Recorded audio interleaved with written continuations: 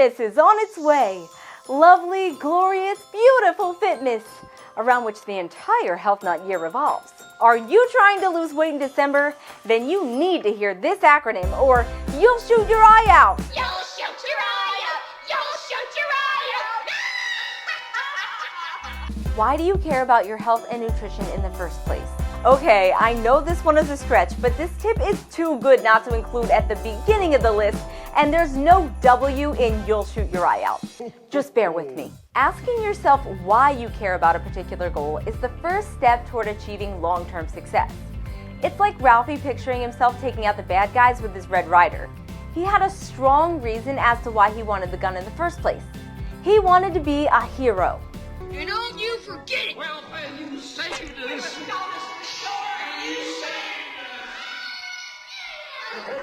Defining your why is a crucial part of goal setting because no matter how motivated you are to accomplish something, motivation doesn't last forever.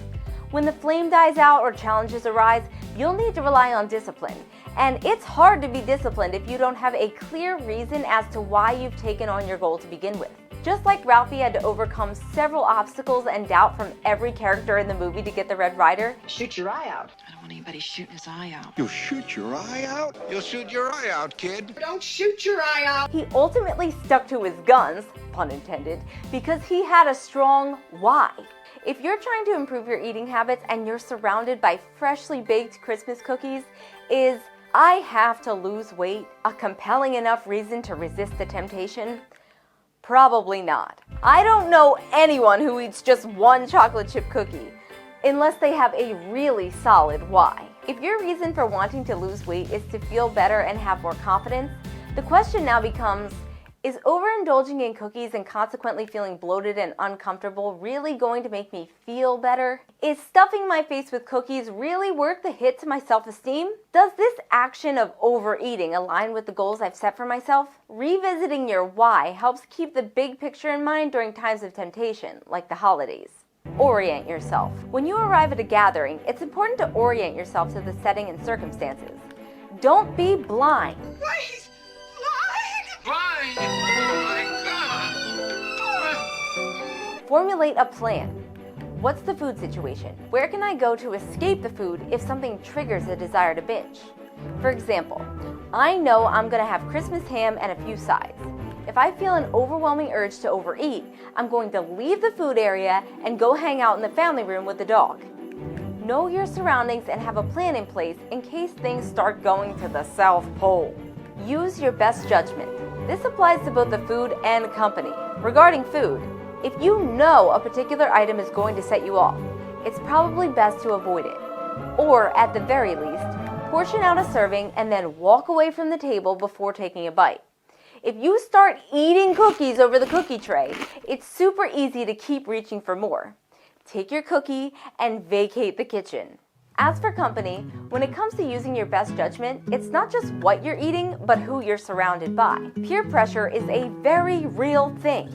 I triple dog dare you. I love my grandma, but if she were a supervillain, I'd name her the Diet Destroyer. I'm sure many of you can relate.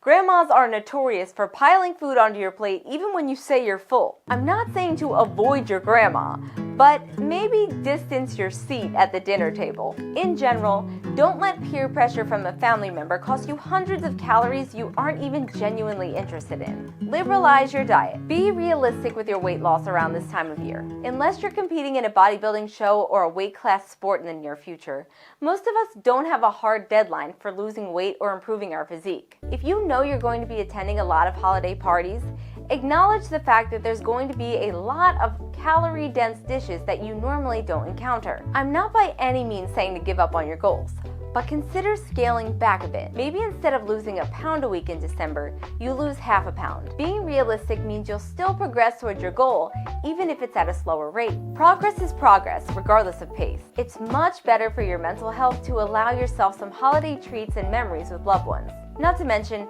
if you're too rigid and deprive yourself, it could backfire in the form of binging. One bad binge around this time of year could cause you to slip back into old habits and abandon weight loss altogether. It's a much smarter approach to make steady strides towards your goals at a slower rate as opposed to getting stuck and making no progress at all. Stuck? Stuck? Stuck! Stuck! Stuck! Leave room for dessert. This doesn't mean skipping meals to save up calories, but if you know you're going to want dessert, don't go Christmas balls to the wall with fancy cheese appetizers. Be mindful of calories and know where to reduce your intake. The last thing you want to do is consume all of your calories in finger foods and have no wiggle room when the dessert tray comes out.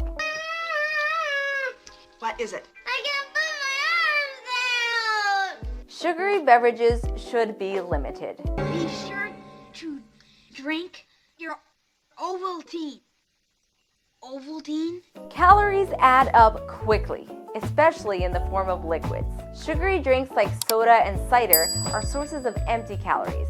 They provide little to no nutritional value. If you must have soda, opt for diet. I promise it won't kill you. Daddy's gonna kill Ralphie! Actually, the calorie-free carbonation of a diet soda can fill you up so there's less room for high-calorie sweets. And because it's Christmas and I'm all about moderation, it's okay to have a glass of eggnog, but limit yourself to 1 glass. This goes for all adult beverages. Alcohol has 7 calories per gram, and mixed drinks are loaded with added sugars that have even more calories. Too many drinks can also interfere with your judgment, lower your inhibitions, and increase your appetite. It's best to limit yourself to 1 drink if you're a biological woman, or 2 drinks if you're a biological man. Hydrate with water. Unlike sugary drinks and alcohol, there's no limit on water. The more the merrier. Not only does water keep you hydrated, but it fills you up so you'll be less likely to overeat. Water is also super helpful in combating the holiday bloat. It aids digestion and prevents water retention caused by the extra salt in all of the holiday dishes. Optimize nutrition. I don't care if you celebrate Christmas, Hanukkah, Kwanzaa, or some other non-denominational holiday. You need to focus on protein and vegetables. You can enjoy any side dish you want in moderation, but your first priority when you see that holiday spread is to locate the lean protein and some kind of green. When I say green, I'm referring to a green veggie, not a Christmas tree cupcake. A lean protein like turkey or ham is going to rev your metabolism at the start of the meal and fill you up so there's less room for the higher calorie casseroles. The vegetables will have a similar effect thanks to the fiber and water content. Just be sure you're picking items that you actually enjoy. Meatloaf, double beetloaf. I hate meatloaf. Outsmart overeating. Did you know you can reduce your calorie intake and prevent overeating just by chewing your food thoroughly?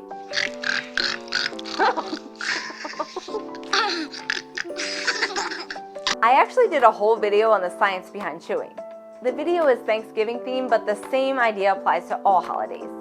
If you want to know why chewing is so beneficial for your waistline, you should definitely check it out after this.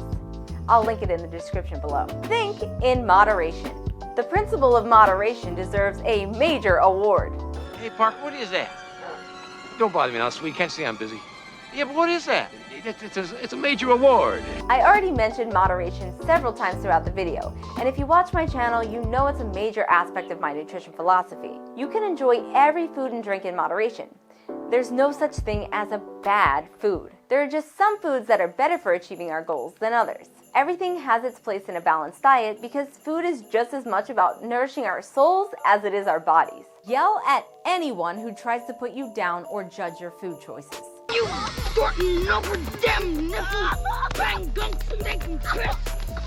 Ralphie, did you hear what he said? Okay, don't actually yell at your family members or start a fight at a company party, but if anyone tries to put you down for wanting to be healthy, stand up for yourself. If someone makes comments about what you're eating or not eating, kindly remind them to focus on their own plate. It's none of their business to judge your choices.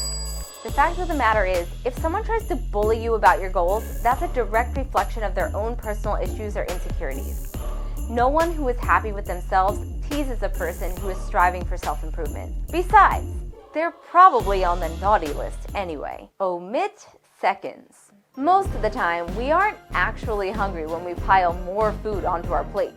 Dish out a reasonably sized portion of the foods you want and leave it at that. When you're eating, slow down and savor the flavor of the food that's in front of you. There's no reason to quickly scarf it down just so that you can rush to go get more. Stop! You'll save hundreds of calories by limiting yourself to one plate. Unwind after meals. After you finish your singular plate of food, it's time for dessert. As you might have guessed from the recurring theme of moderation, I'm not an anti-dessert dietitian, but still, you need to approach dessert sensibly. After the main course, your stomach and brain need time to process the fact that you've just eaten. Rather than hopping over to the cookie tray like some sort of deranged Easter bunny. He looks like a deranged Easter bunny. Does not. He does too. He looks like a pink nightmare. Are you happy wearing that? Give yourself some time to rest and digest.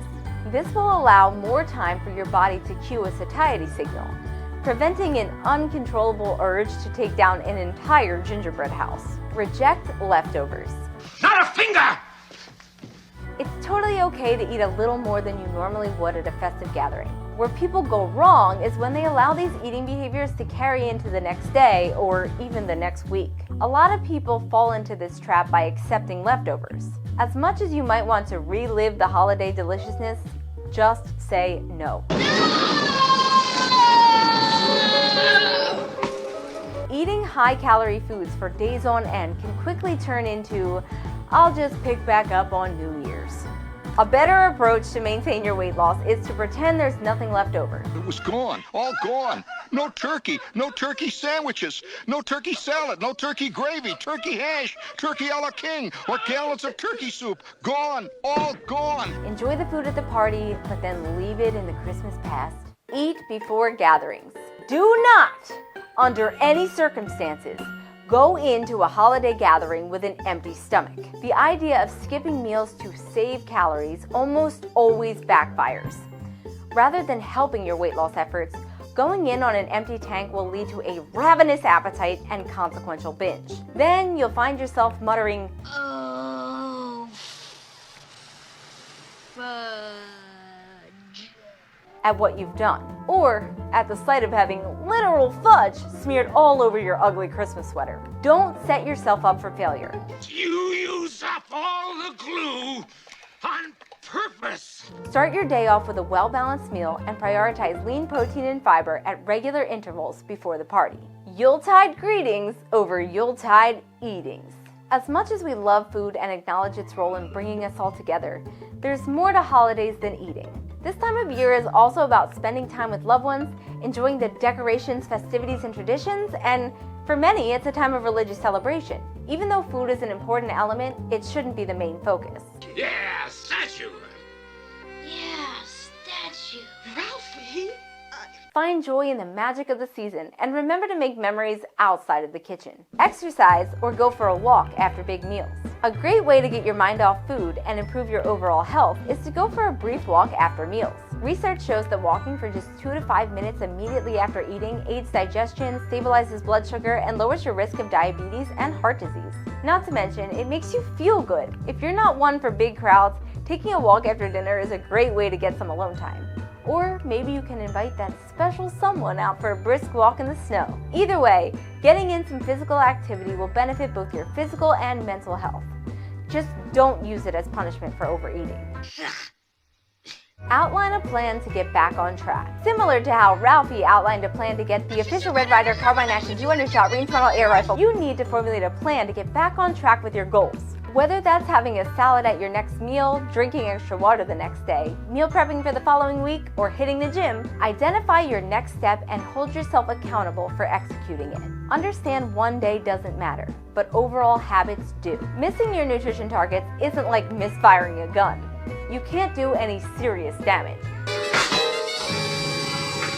Oh my God, I shot my eye out. Overeating for a day or two won't make a difference in the grand scheme of things. Holidays are special occasions that you deserve to enjoy. Rather than getting super caught up in what you ate on one day, focus on what you do the majority of the year. Because what matters most is your dietary and lifestyle habits overall. Talk kindly to yourself. Finally, be kind to yourself. Our self-esteem is Fragile. It must be Italian. Well, I think that says fragile, honey.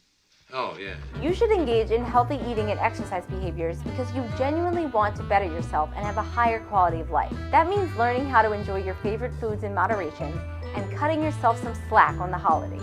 Remember that there's more to life than a diet and exercise plan. Fitness should fit into your life, not the other way around. That being said, you can still live a fitness story and enjoy the holiday season by following the tips outlined in this video. If you found any of the tips helpful, please give this video a thumbs up and consider subscribing for more nutrition edutainment. As always, thanks for watching and Merry Christmas!